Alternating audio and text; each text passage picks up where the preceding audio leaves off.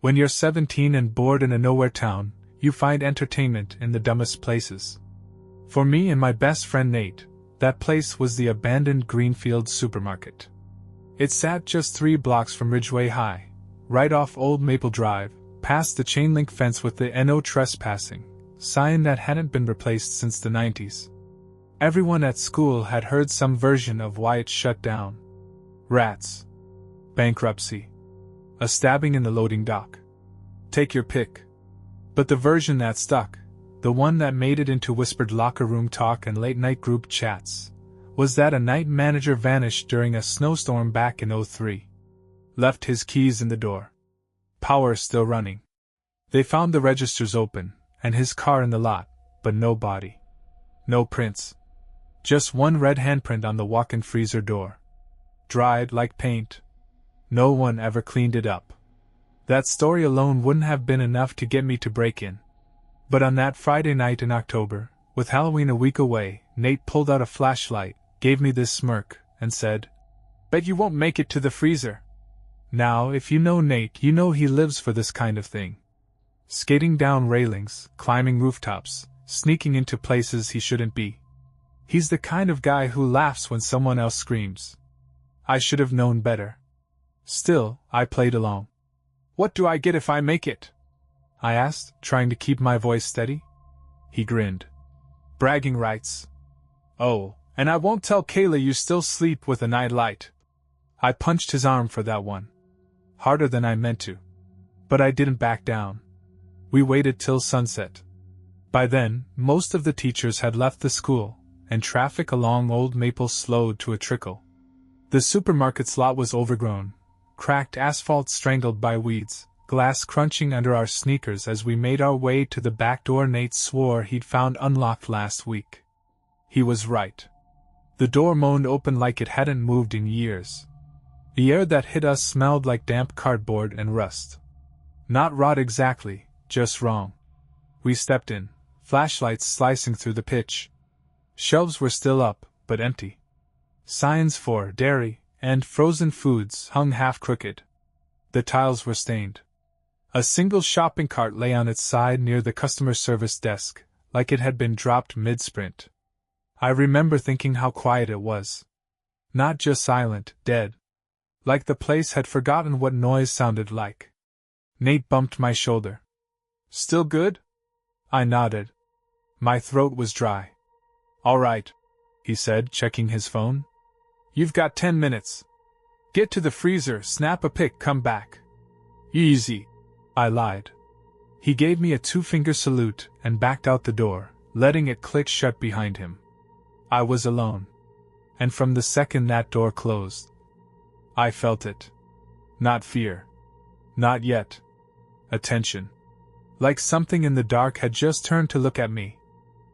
The second Nate shut that door, I realized how loud my breathing was. Not like a panic or anything, but just present, the way your own heartbeat gets when you're trying too hard to act normal. I kept my flashlight low, sweeping it across the floor as I moved past the checkouts. Dust stirred with every step. It felt like I was walking into a memory no one had thought about in years.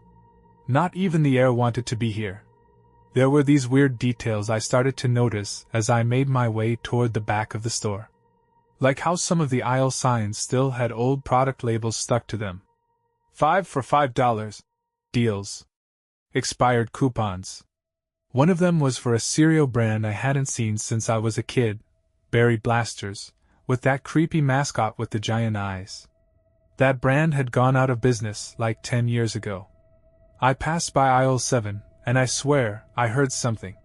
Not loud. Not even clear. Just a soft shuffle, like paper dragging across the tile floor. I froze, pointed the flashlight down the aisle. Nothing but shelves and shadows. Some boxes were still stacked against the wall, brittle now, sagging with moisture, but otherwise empty. And yet, something about that aisle made my stomach twist. It was colder there. No joke. Like a draft was coming from the ceiling vent directly above it. Except none of the vents were running. Power had been cut off ages ago. I moved faster after that. Past the aisles, through the bakery section where old trays still sat behind cracked glass. Everything coated in dust. Flour smudges on the floor that didn't make sense, unless someone had walked through here recently. Or was still walking. The back of the store had that manager's office and the loading dock to the left, and the freezer room to the right. I saw the steel double doors first, tall, industrial, streaked with grime. They had that rubber flap that hangs down in strips, meant to keep the cold in. That's when I saw it. A handprint. On the freezer door. Red. Still wet. My flashlight shook. I pulled it back to make sure I wasn't seeing things, but no, it was there. Palm smudge, for fingers, streaks running down as if someone had pressed it against the metal and slid. I should have left. Right then. Turned around, banged on the door for Nate and said, "Screw your dare, man. I'm out." But I didn't. I needed that photo. Needed to prove I wasn't scared. That I didn't believe in ghost stories told by kids who never even seen the inside of this place. I stepped closer. Raised my phone. Got the camera ready. Then, something moved behind the rubber flaps. I didn't see it. I heard it. Just this low scrape, like a crate being dragged across concrete, and a single thump. Then silence again. Complete, heavy, watching silence. I stared at those rubber freezer flaps, barely breathing. Every instinct in my body screamed, "Don't go in there." But instincts don't win dares. I reached out, slowly, and pulled one flap aside. My flashlight cut into the dark, illuminating rows of empty metal shelves. Cold air poured out, and I instantly felt the temperature drop. My arms prickled with goosebumps. The smell inside hit me next, not rotting food or mildew, but something sterile. Like bleach and metal and old water. Hospital cold. I stepped in. The beam from my flashlight wavered as I moved deeper, lighting up long rows of racks once used for frozen meat and produce. Some still had plastic containers sitting crooked, lids long gone. Condensation dripped somewhere in the back, soft and steady. Drip. Drip. Drip. I turned to take the picture. Framed the handprint just right, glowing red in my phone's camera, and snapped it. Flash lit up the entire doorway. Then it was gone, and I was back in the dark. That's when I noticed something strange in the photo. There was a shape behind me. Faint. Blurred. Like a figure standing in the back corner of the freezer. I spun around so fast I nearly dropped my flashlight. Shoved the beam toward where it had appeared in the image. Empty. But now, I could hear it again. Breathing. It wasn't mine. It wasn't even close. It was raspy, shallow, just behind the shelves. Like someone hiding, trying not to wheeze too loud. Each inhale came with this sticky sound, like mucus caught in the throat. I backed up. "Okay," I muttered to no one. "Got the photo. I'm done. You win, Nate." My words felt thin in the cold. They didn't carry. They just dropped, dead in the air. I turned to leave. And the door was closed. I hadn't heard it shut. I grabbed the handle, heart pounding, pulled hard. Locked. I banged on the steel. "Nate! Hey man, open up!" No answer. Again. Louder. "Nate, seriously, open the door!" Still nothing. That's when I noticed something else. The condensation on the walls, there were marks in it now. Smears. Finger trails. As if someone had been tracing patterns with a shaking hand. And they were fresh. Still sliding. Behind me. Something moved again. I pressed my back against the freezer door, flashlight aimed at the shelves, barely able to keep my hand steady. Whatever had moved back there, I could feel it now. Not just hear it. Like it was pushing the cold ahead of it, creeping closer. There was a narrow gap between two shelf rows, and I swear, I saw something shift behind it. Not a full body. Just a shoulder, maybe? Something pale and hunched, ducking out of sight the second my light hit it. I didn't yell. Couldn't. My throat was locked tight. Every sound felt dangerous. I edged along the side wall, trying to stay away from the center racks. Kept the flashlight moving, slow and steady, like I was convincing myself there was nothing there. That my mind was filling in blanks. That the photo was just a glitch. Then I heard it again. Not breathing this time. Mouth sounds. That awful, wet clicking people make when their lips are too dry, or their tongue is moving too much inside their mouth. Like chewing with nothing in it. Like tasting something that wasn't food. I froze. It was coming from just a few feet behind one of the racks. Steady. Smacking. Deliberate. I whispered. Nate, if this is you, man, you win. I'm done. This isn't funny anymore. Silence. Then a voice, low, broken, wrong, mocked me.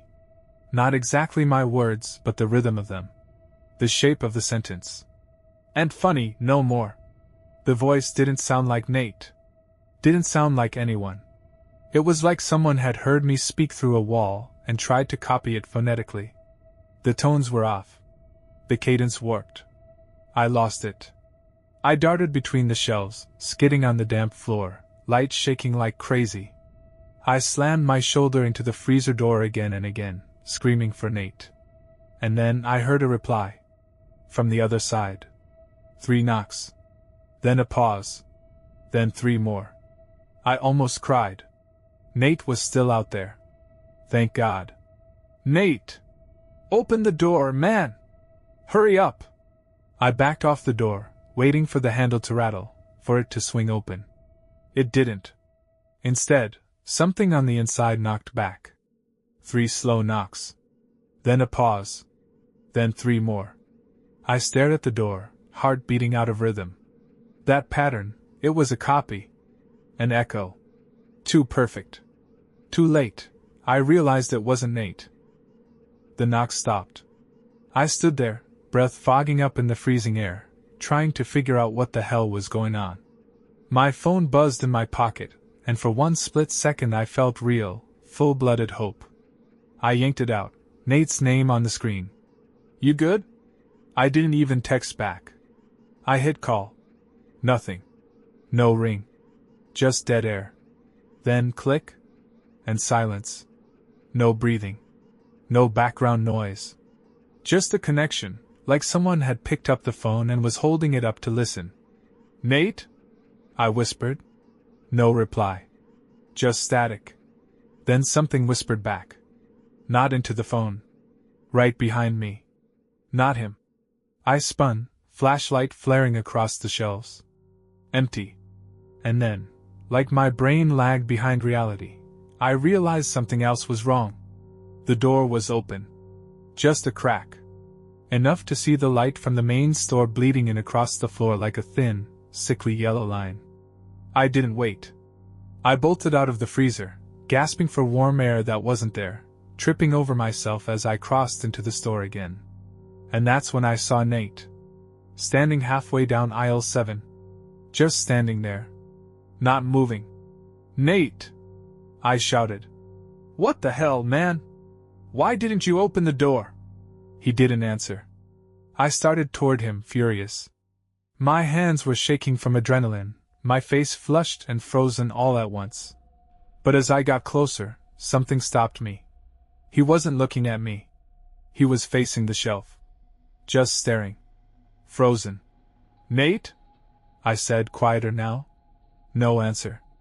I reached out, grabbed his shoulder, and the second I touched him, he collapsed.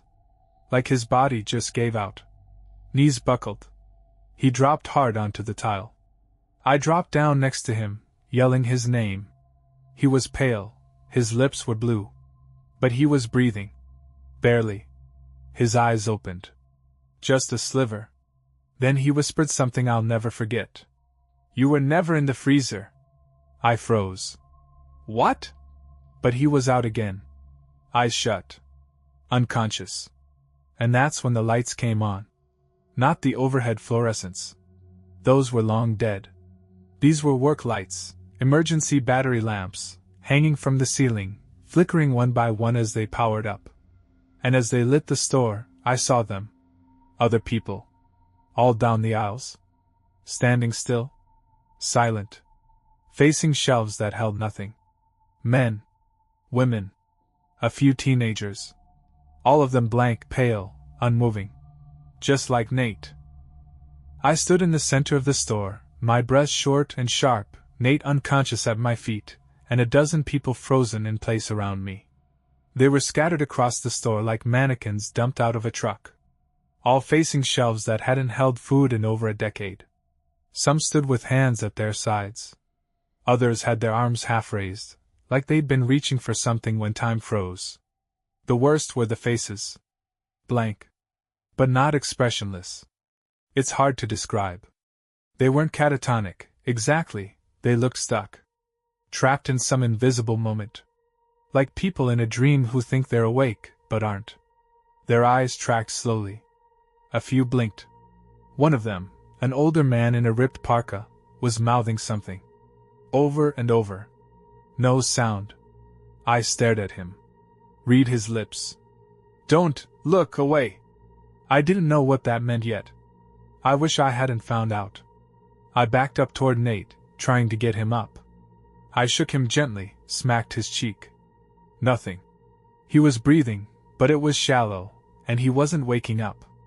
That's when a voice behind me said, "He came looking for you." I spun so fast I almost fell. A girl was standing at the end of aisle 3. Couldn't have been older than me. Red hoodie, scraped jeans. Hair matted like she hadn't washed it in weeks. Her eyes were sunken. She didn't move toward me. Just stood there, hands stuffed in her hoodie pocket. "Who?" I asked. She tilted her head. "The manager." I thought she was screwing with me. Maybe another dare. Maybe Nate set the whole thing up. But she didn't smile. Didn't blink. "He was the first one who disappeared here," she said. "But not the last. The store remembers people. Remembers their shapes. The way they breathe. What they look at." I crouched back down next to Nate. "I don't have time for riddles," I said. "He needs help." She nodded slowly. "If you take him out now, he'll die on the sidewalk. Store still has a piece of him. Hasn't let go." "What does that even mean?" She looked over her shoulder, nervous. "It took pieces of all of us. That's how it learns." I looked around again. These people, they weren't just frozen. They were glitches. Fragments. People whose routines had been eaten and replayed. "That guy," I said, pointing to the man in the parka. "He's mouthing something." The girl nodded. "We all do. Eventually. Once it knows your pattern, it settles you." "Settles?" "Makes you part of the place. You stop trying to leave. Start pretending the shelves are full again. You look at the empty space like you see something you want. After a while, you do." I tried to process what she was saying, but it was like my brain wouldn't let it in. Every time I got close to grasping it, something just slipped.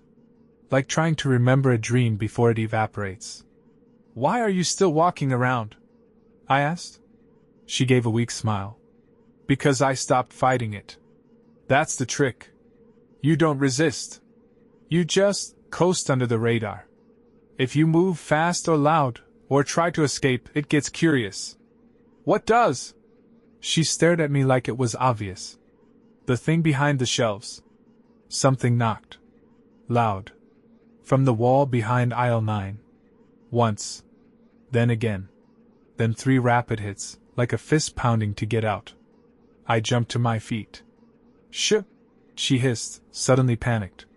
"If you look at it, really look, it sees you." I turned toward the aisle slowly, breath caught in my chest. And for the first time, I noticed it.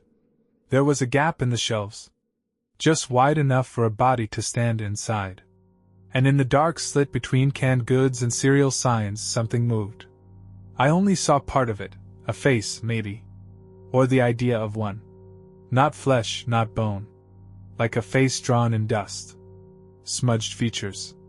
A mouth that didn't close right. Then the lights flickered. And every single aisle person turned at the same time, toward me. The girl in the hoodie was already gone.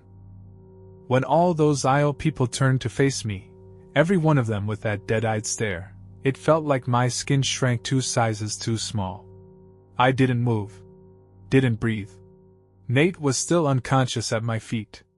I was wide open. But they didn't come closer. They just looked. Like I'd interrupted something sacred. Like I was the only one who hadn't learned the rules. Then, without a word, they turned back to the shelves. All at once. Like marionettes whose strings had been yanked. That was somehow worse. I backed away, dragging Nate by the arms step by step. I didn't care where I was going, just away from that aisle. Away from that gap. I made it back near the front of the store, near the carts, and dropped to my knees. Nate's lips were still blue, but his breathing had steadied. I tried his phone again. No signal. Mine? Dead. Even though it had 60% battery before I walked in. Then I saw it. The girl's hoodie. Not her, just the hoodie. Folded perfectly and sitting on the customer service counter like it had been there all along. No blood. No sign of her ever wearing it. Just a neat pile. There was something under it. I pulled it back. It was a name tag. Old yellowed plastic with a pin back. It read, Emma, Store Training Associate. A chill snapped down my spine. She'd said the manager was the first to disappear. But she hadn't said she wasn't next. Something clicked inside me then, something awful and final. These people weren't just trapped. They were copied. Fragments of themselves left behind, like old receipts at the bottom of a shopping bag. I looked at Nate. How long had he been inside while I was in the freezer? Had I been in the freezer? The words echoed in my head again. You were never in the freezer. And suddenly, I wasn't sure what part of this place I had actually walked through, and what part I'd only thought I walked through. The air changed. Like a shift in pressure before a storm. The front door, the one we came in through, opened on its own. No wind. No creak. Just a slow, smooth swing outward, revealing night beyond. Freedom. But every inch of me screamed that it was wrong. The light outside looked off. Artificial. Like a theater set. I pulled Nate up onto my shoulder. We're leaving, I whispered, more to myself than him. But I hadn't taken 2 steps when I heard it. My own voice. From deep inside the store. Hey Nate, open the door, man! Hurry up! It echoed down from somewhere near the back. The freezer. My voice. Begging. Repeating. A loop. I turned toward it. I couldn't help it. And as I did, I saw something crawl out from the gap between the shelves. It was tall, but folded in half like a collapsed ladder, arms too long, head tilted like it hadn't figured out where to put its eyes yet. It shimmered faintly, like heat over pavement, as if it wasn't solid, not fully, and it was wearing my face. Not perfectly. Just enough. Like a sketch of me drawn by someone who'd never seen a real human up close. Then it smiled. And started walking toward me. It walked like it hadn't decided how legs worked. Every step was too wide, too slow, its arms swinging in opposite directions like a puppet dragged through water. That face, my face, was wrong in 20 tiny ways. Nose a little too long. Eyes too far apart. Mouth just a fraction too wide, like it had been drawn on with a crayon and never erased. But it smiled like it knew me. Or knew the version of me it had built from the fragments I left behind. I backed away, dragging Nate toward the front door. My shoulder burned from his weight, my legs shaking. The double doors still stood open. Light spilled in. But now I saw it clearly, there was no outside. The parking lot, the sky, the trees, they were a flat image. Like someone had painted a memory and pinned it to the wall behind the door. An exit that only looked like one. Behind me, the mimic me dragged a foot across the tile. It stopped just past the cereal aisle. Head tilted again. Then it spoke. Leaving, already? The voice was perfect. My voice. But each word hit with a half-second delay, like it had been processed first. I gritted my teeth. You're not real. It grinned wider. Neither are you. The lights flickered again. And when they came back on, there were 3 more of them. Same awkward builds. Same wrong faces. One had Nate's hoodie. Another had Emma's red one, but it still had a tag on it. In training. They circled, slow, deliberate. Watching me. Testing how I moved. Like predators that hadn't decided what part to bite first. I yanked Nate upright again, desperate. That's when he stirred. Groaned. What happened? I didn't let him finish. I grabbed his face. Look at me. Only me. No matter what you hear, no matter what you see, do not look away from me. He blinked, confused. What are you? Trust me, Nate. Please. Behind me, something laughed. One of them. Or maybe all of them. The echo was metallic. I turned slowly, keeping Nate at my side. The mimic me opened its mouth wide, wider than bone should allow. Its jaw cracked as it stretched, dislocating, a long dry sound like tearing rubber. Inside its mouth, there were no teeth. Just rows of tiny blinking lights. Like the checkout scanners. One of the others reached up and tore off its own face. Not violently, just peeled it back like a sticker. Underneath was nothing. Just a blur. Like static on an old screen. I looked at Nate. We're going through the back. He shook his head. But that's where I never was. Yeah. But I think that's the point. The mimic me took a step forward. We ran. Past the aisles. Past the handprint on the freezer door. Straight to the back office. A place we hadn't gone yet. Because something in me was starting to get it. The store didn't want us to go where it couldn't follow. We slammed through the back office door, Nate stumbling beside me, still groggy but upright. I threw the bolt behind us, even though I knew, deep down, that whatever those things were, locks wouldn't matter. The office smelled like time left out too long. Mold, dried coffee, paper. A desk sat against the far wall, old CRT monitor blinking static, cords tangled like vines. Filing cabinets lined one side, some drawers half open, others crumpled like fists had been slammed into them. On the wall, a faded photo of a staff group, yellowed with age. Everyone smiling. Name tags. Khakis. The girl from before, Emma, was in the photo. So was a man in a button-up shirt, tie askew. The manager. He had no face. Not blurred. Not erased. Just missing.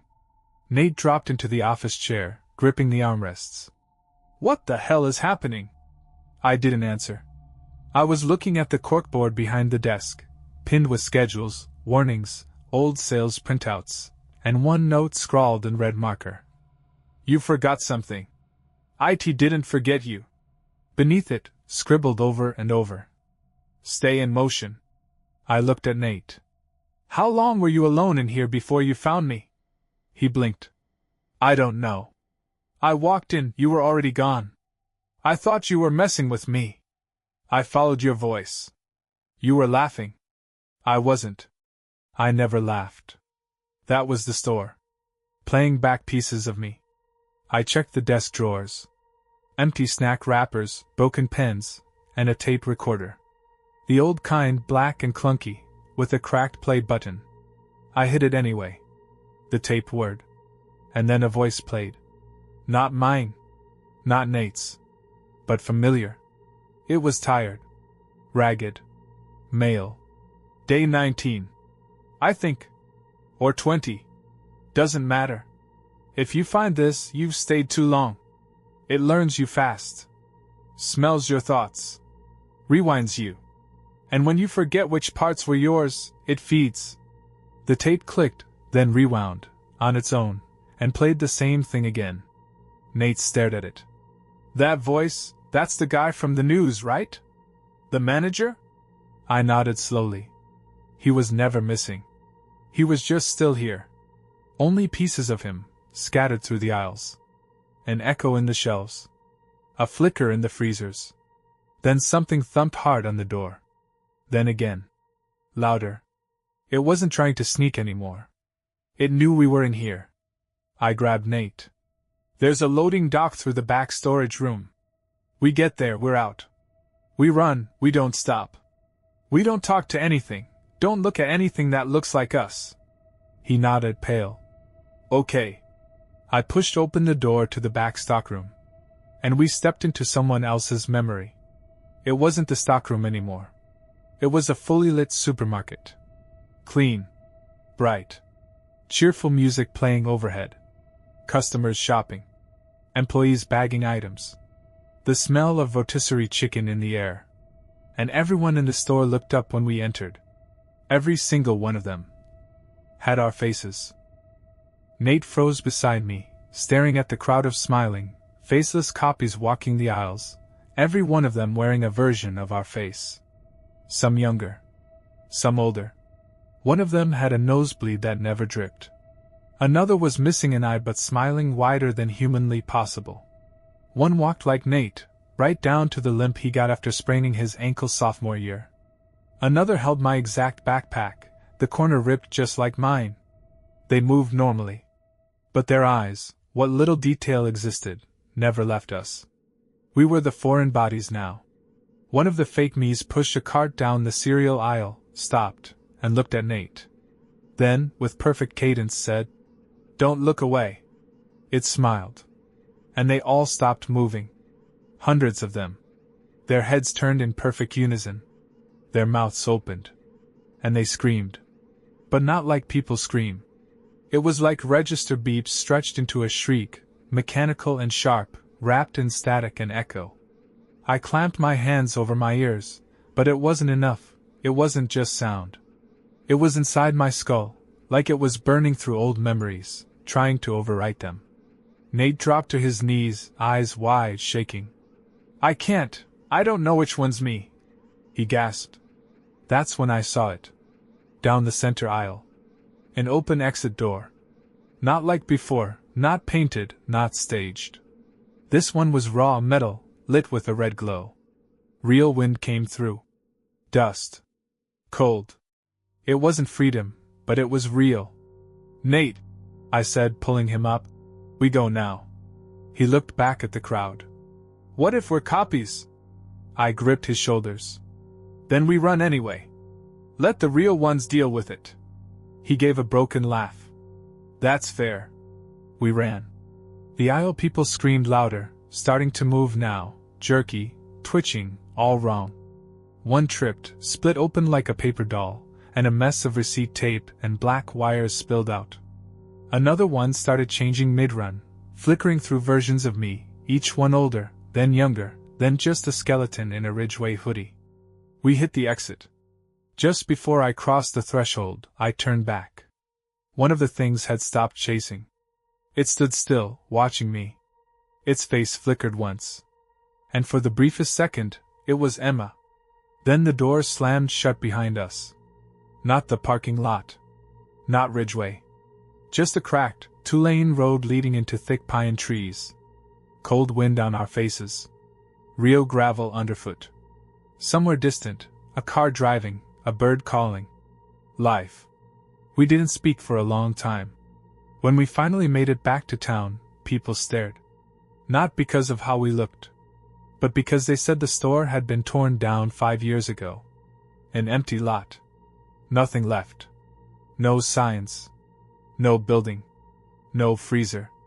Just a rusted signpost. The nameplate gone. Sometimes, when I pass that spot, I see things from the corner of my eye. A flash of fluorescent light. A voice calling for cleanup on aisle 7. And late at night, Nate texts me just 2 words. "Still us?" And I never answer. Because I'm not sure anymore.